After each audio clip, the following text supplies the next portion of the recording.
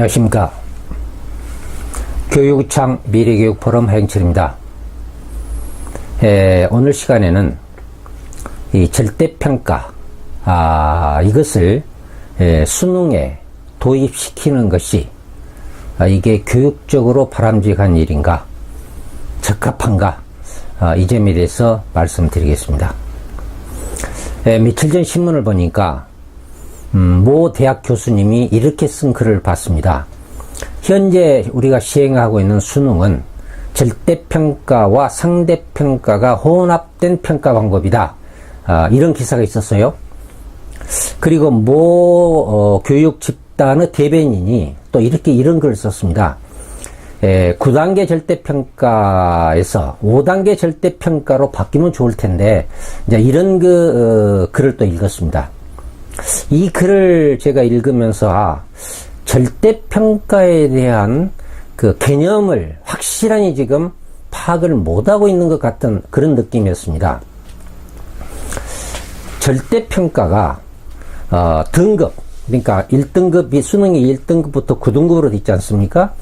이 등급으로 된 것은 절대평가고, 그 다음에 퍼센테이지, 이걸로 된 것은 상대평가다. 아마 이렇게 생각하지 않느냐, 이렇게 저는 느꼈습니다. 그런데 절대평가는 그런 의미가 아닙니다.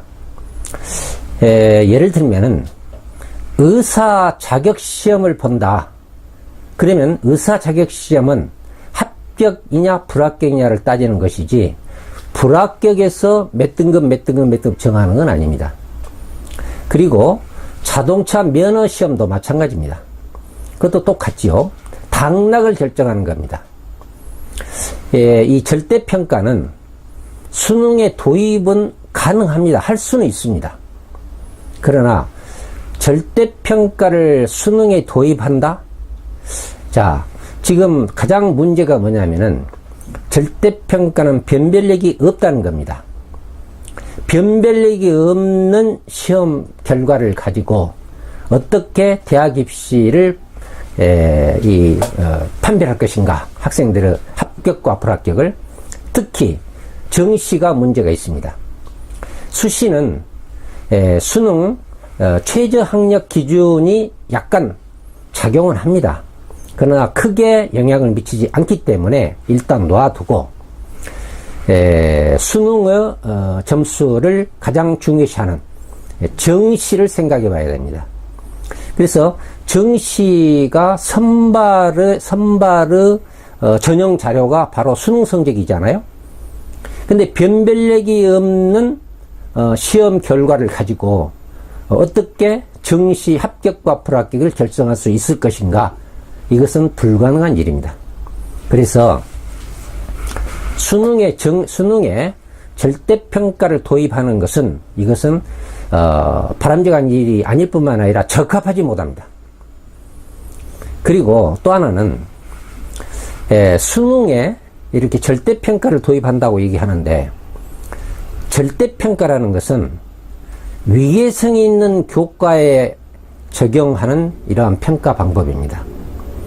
우리가 학교에서도 지금 절대평가를 합니다.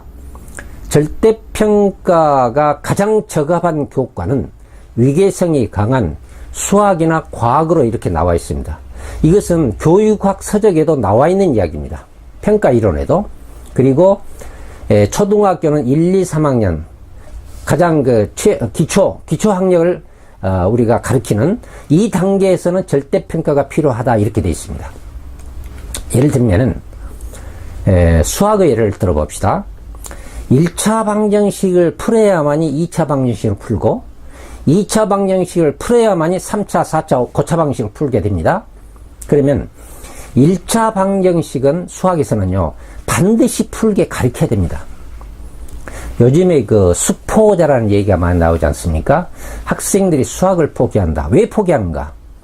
이것은 본시 학습을 해결할 수 있는, 해낼 수 있는 능력이 길러져 있지 않기 때문에, 계속 누적적 결손해 때문에 학생들이 수학을 포기합니다.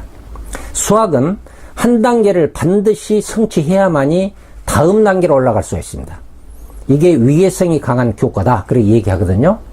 그래서 1차 함수를 1차 방정식을 우리 학생들이 모든 학생이 풀 수 있도록 가르쳐야 됩니다. 그래서 다음 단계 2차 함수를 또 2차 방정식을 풀 수 있게 이렇게 해야 되거든요. 이런 다단계로 되어 있어요.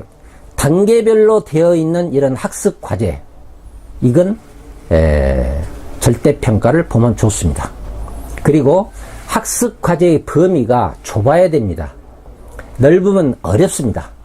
그건 좀 이따 말씀드리겠습니다. 그런데 왜 하필이면은 절대평가에 이제 두 개 보지 않습니까? 위계성이 약한 영어하고 한국사를 이렇게 도입하게 되는가? 한국사에, 영어와 한국사에 절대평가를 도입하게 되는가? 이 점도 이해하기 힘듭니다. 수학이나 과학을 했다고 하면은 약간 이해가 갑니다. 왜냐? 그것은 위계성 있는 교과이기 때문에. 그러나, 한국사나, 지금 영어는 위계성이 약한 교과이기 때문에 어렵다. 이제 이 점도 한번 생각해 봐야 됩니다. 그 다음에 세 번째는 절대평가를 한다는 것은 상당히 어렵습니다. 등급별로 1등급, 2등급, 3등급, 예를 들면 9등급 절대평가를 5등급 절대평가로 이렇게 한다. 이건 말이 되질 않습니다. 그리고 지금 현재 우리가 시행하는 수능 지금 평가는 절대평가와 상대평가가 혼합된 평가가 아닙니다. 이것은 변형된 상대평가입니다. 그러면 절대평가는 어떻게 하느냐? 절대평가를요, 시행하기는 참 어렵습니다. 제가, 대학원에서 이 논문을 절대평가에 대해서 썼거든요. 많이 제가 연구를 해봤습니다. 근데, 절대평가가 어려운 것이요. 첫째가 학습과제 분석이 어렵습니다. 지금 한국사를 절대평가로 본다 그러면은, 지금 현재 출간되어 있는 한국사 교과서에서 공통학습 과제를 분석해 내야 됩니다. 쉽지 않습니다. 공통학습 과제를 분석한 다음에는 두 번째는 거기에서 학습 목표를 추출해 내야 됩니다. 그리고 학습 목표를 명세적으로 진술해야 됩니다. 그걸 보통은 명세적 진술이다, 행동적 수로로 진술한다, 두 사람이 봐서 똑같이 해석할 수 있는 그러한 목표를 진술해야 된다, 이런 얘기를 많이 합니다. 어쨌든 간에 학습자가 누구나 이해할 수 있는 확실하니 이해할 수 있도록 학습 목표가 제시돼야 됩니다. 그보다 우리가 명세적 진술이라고 그럽니다.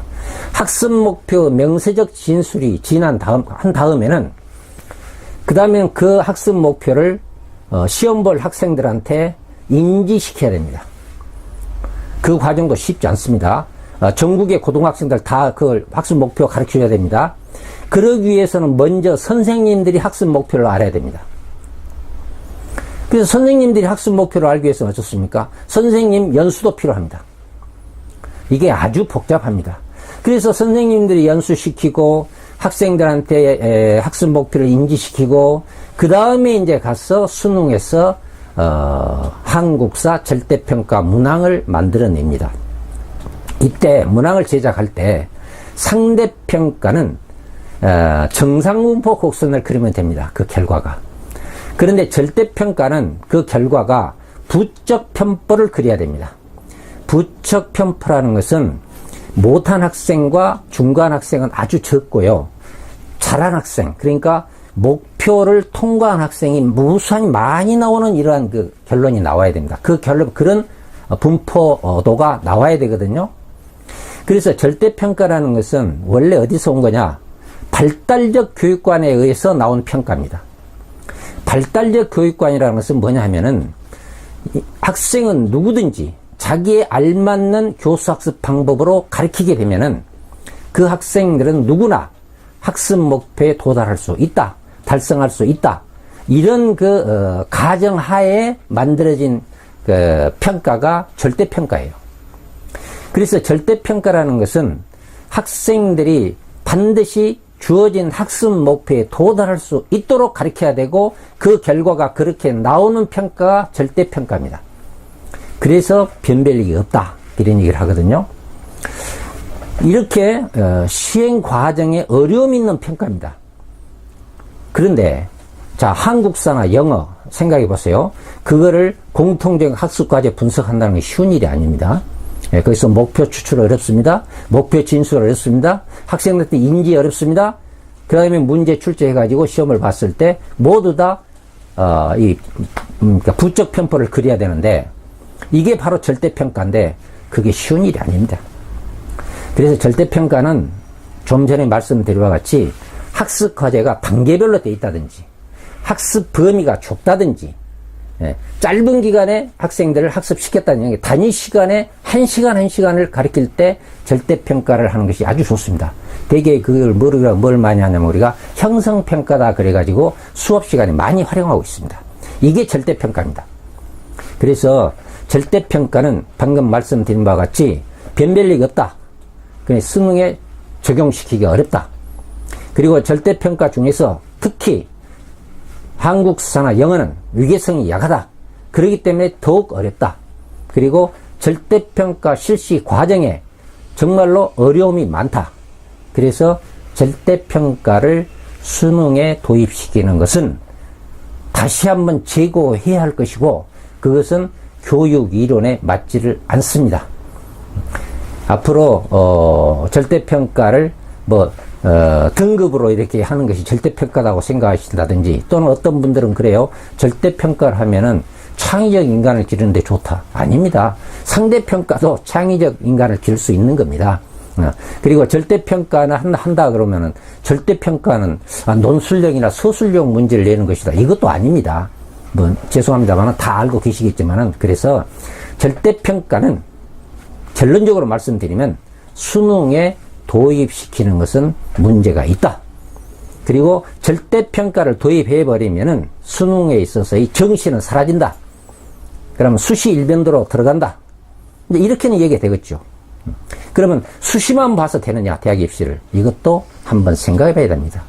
이런 여러 가지 문제점이 있기 때문에 절대평가는 수능에 도입하지 않는 것이 바람직한 일이다. 이런 결론을 말씀드리고 싶습니다. 이상입니다. 감사합니다.